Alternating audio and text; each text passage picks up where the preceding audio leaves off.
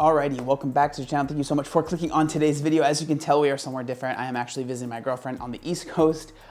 She lives in an area where there's AC is not a thing everywhere, and so there's no AC. So if I start sweating in this video, I apologize, but I'm doing what I can. Today we're going to be talking about Tess Holliday. She was recently, she went to the United Nations actually and did kind of a speech that kind of garnered some backlash. People had certain thoughts on it, but before we get into the actual speech, I want to read an Instagram post that she made kind of talking about why she was even at the United Nations. This is the post right here, and it goes on to say, "Today I'm speaking at the United Nations for the first ever ED Action Day.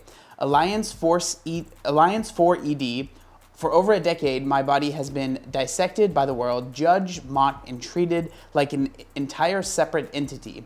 I am not my body, I am not my eating disorder, I am not my weight or my perceived health. I am not my trauma. I am so honored to accept the Alliance for ED Global Game Change Maker Award. Thank you to the Alliance for this honor. May we continue to smash this stigma together so that not one more life is lost to this insidious disease." So I agree with a lot of the stuff that she said there. I think the main thing that I disagree with a little bit is, like, yeah, you aren't any of those one singular things, but all of those things do make up a big part of who you are, right?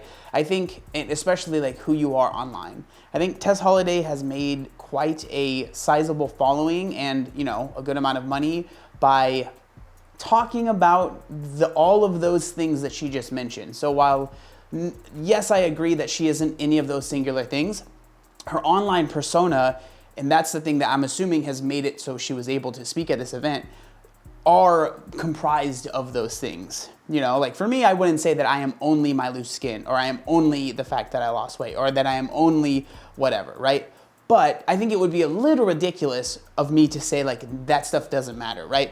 All of those things have gotten me to a point where I'm at today, and I'm very thankful for those things. I'm very appreciative that those things have, you know, given me this opportunity. And so I hope that she doesn't think that those things don't matter, because I think that those things truly do matter, and they have catapulted her into, you know, the position that she's in today. I want to show the actual video that was taken at the United Nations where Tess spoke. I'm sure many in the room know that with weight discrimination, we see this showing up in schools, with downgrading by teachers, with admission to college. We see it in the workplace, people in larger bodies not being hired, not getting promoted, getting lower salaries.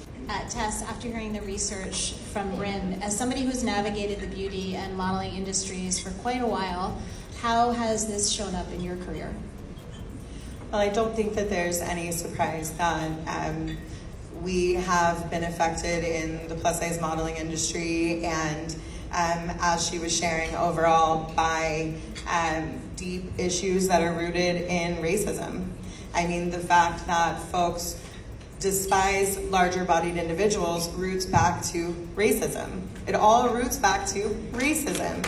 And until the country actually addresses the violence that, frankly, white supremacists and white folks are causing to people of color and the systems that uphold those, it's going to continue to happen. And those numbers are shocking, but it's not a surprise. I mean, it's not been very popular to come out and talk about having my type of eating disorder publicly. It's impacted my career. It's impacted so many things, and it's not a popular thing to talk about. But then going back to what she's saying, folks of color have been saying all of these things. It's just no one was listening. So I really hope that we are moving towards a future where folks listen to people of color and actually take them seriously and actually put change into place that helps and supports all of us. So the first thing that obviously I noticed when I watched that video was the correlation between EDs and her having issues and being treated badly because of her weight and racism, right? And I think that if you watch the video, I don't know how many people were in the crowd, but she kept saying it's because of racism, it's because of racism, it's because of racism. And then finally, after like the fourth time, like 3 people clapped, right? It was a little awkward. Again, maybe there were only 3 people in the crowd. in the crowd. Who knows? I don't really know. So the first thing that comes to my mind is like intersectionality, right? This is something that is talked about quite a bit in certain circles where, you know, things are affected by other things, right? Which I would say I agree, right? For the most part, things are affected by other things.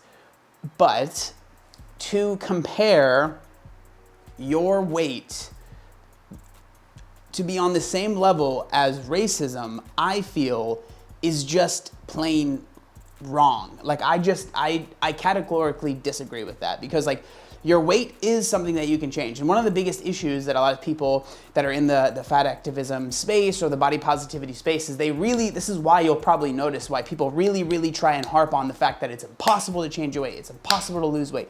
It's impossible. It's impossible. You can't do it no matter how hard you try.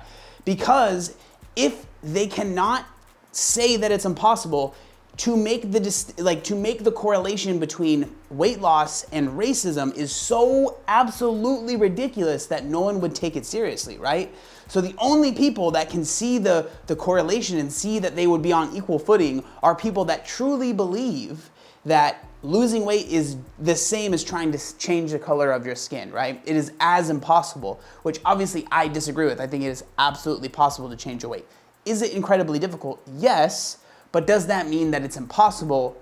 No. One of the other things that I've really struggled with Tess Holliday is like the messaging is just so confusing, because for so long before she said that she had this ED, she was all about like, I can do whatever I want. It doesn't matter. I'm beautiful no matter what. Like my weight doesn't define me, all this stuff, right? And then now we are in this era of, oh, it's an ED. I've been struggling with an ED for years and it's your fault, right, that I'm struggling with this ED. It's society's fault that I'm struggling with this ED. And that's why I'm actually this way. And so I just struggle. It's like, okay, is this ED something that you are struggling with that you want to get over?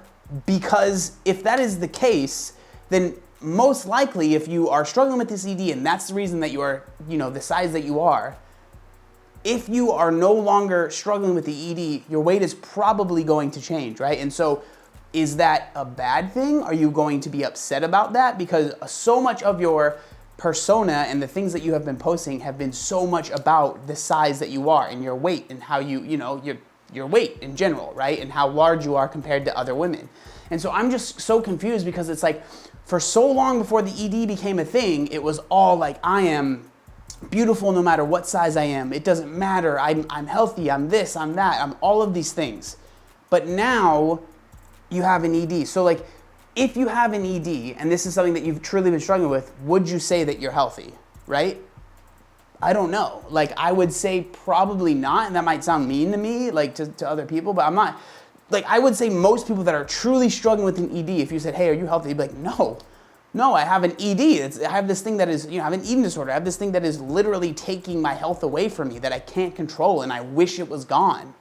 But it feels like with Tess, when she talks about it, it's almost like she's proud of this thing because it almost gives her some sort of armor against, you know, anyone that might disagree with what she's saying. It's almost like you're not allowed to criticize anything that she says anymore because there's an ED present now. And if you criticize that, you're a terrible person, and you just don't understand, and you're just being this horrible person online. And I don't know, I just disagree with that. But the main thing that baffled me was just the immediate comparison to racism. Now, if you've been watching my videos, you know that I am not the most right-leaning person at all, but I'm also obviously not like super far left. I don't know where I would put myself on the political spectrum. Most people would probably put me more towards the left, right? I don't know that many people that are sitting here being like, yes, this is 100% true. Like most people, when they hear that, they're like, what are you talking about? And honestly, do I think that most people are going to change and they're going to be able to be like, yeah, your body weight is the same as the color of your skin when you're born?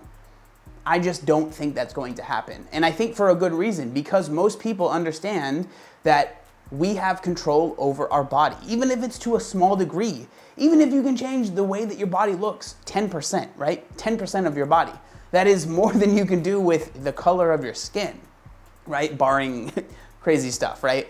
But like for the most part, the color of your skin is the color of your skin. You know, there's tanning, all that stuff. But like, when it comes to losing weight, people can literally change how they look.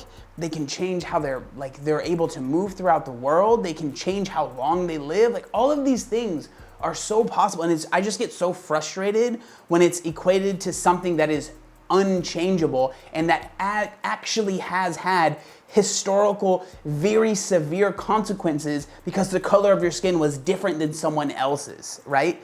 Like, to equate being fat the same as being black in America, in my opinion, is ridiculous. It's almost a little like mean.